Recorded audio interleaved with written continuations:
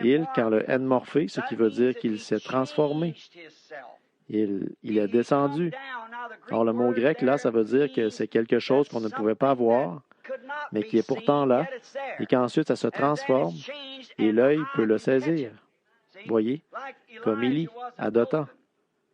Voyez-vous, le serviteur ne pouvait pas voir tous ces anges qu'il y avait autour, et Dieu a simplement changé. Il n'a pas fait descendre les anges, mais il a changé ce que le serviteur voyait. Et là, les montagnes étaient pleines d'anges et de feu, et de chevaux de feu, et de chars de feu tout autour de son prophète. Voyez-vous, il a changé ce qu'il voyait. La chose est déjà là. Alors, c'est ce que j'essaie de dire, c'est que Dieu, qui a toujours été, il est ici. La seule chose qu'il a faite quand il s'est fait homme, c'est qu'il a changé de masque. Voyez, il s'est enmorphé. Il s'est transformé de ce qu'il était en ce qu'il est, ou a changé son masque. Un autre acte. Par exemple, dans une grande pièce de théâtre. Je parlais de ça ce matin, je faisais un peu de rattrapage là-dedans.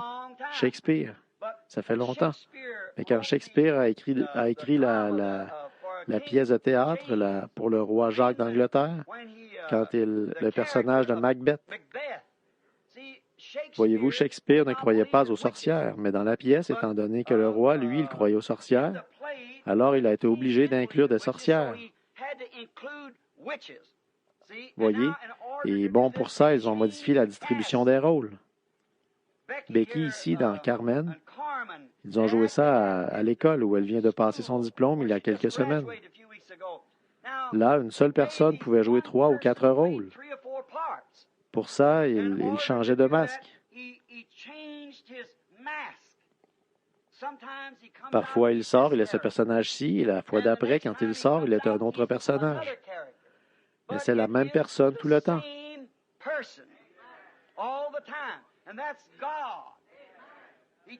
C'est comme ça pour Dieu. Il s'est transformé d'une colonne de feu pour devenir un homme. Ensuite de là, il s'est transformé, il est redevenu un esprit pour pouvoir habiter dans l'homme. Dieu agissant dans l'homme, montrant ce qu'il était réellement. Jésus-Christ, c'était Dieu agissant dans l'homme, dans un homme. Dans un homme, c'est ça qu'il était. De la colonne de feu, il s'était transformé, et alors il était entré. Et ça, c'était un voile dans le désert qui tenait Dieu caché d'Israël. Moïse a vu la forme de son corps, mais en réalité, il était constamment caché derrière cette colonne de feu, qui était le Logos, qui était sorti de Dieu. Maintenant, nous voyons ici que depuis la Pentecôte, maintenant, Dieu n'agit plus dans l'homme, ou agit. Maintenant, il agit à travers l'homme. Voyez, à l'époque, il agissait dans un homme, Jésus. Maintenant, il agit à travers des hommes qu'il a choisis dans ce but.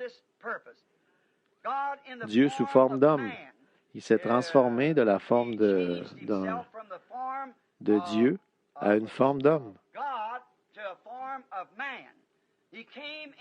Il est venu sous 3 noms de fils. Il est venu sous le nom du fils de l'homme, du fils de David et du fils de Dieu. 3 noms de fils.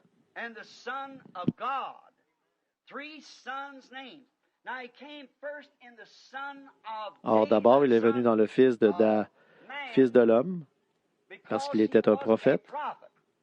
Or, Jéhovah lui-même a appelé Ézéchiel et les prophètes fils de l'homme. Que vois-tu? Jésus n'a jamais dit qu'il était le fils de Dieu. Il disait qu'il était le fils de l'homme, parce que les Écritures ne peuvent pas être anéanties. Aucune partie des Écritures ne peut être anéantie. Chaque parole doit être telle qu'elle.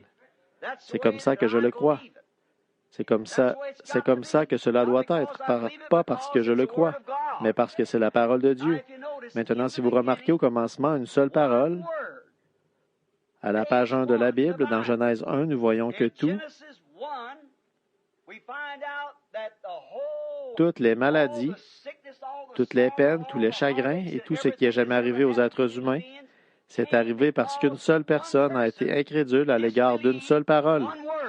C'est ce qui a causé tout ceci. Ça, c'est au début de la Bible. À la fin de la Bible, Apocalypse 22, le même Dieu a dit, « Quiconque retranchera une seule parole de ceci ou ajoutera une seule parole à ceci, voyez-vous, il faut que ce soit parole sur parole, exactement telle qu'elle.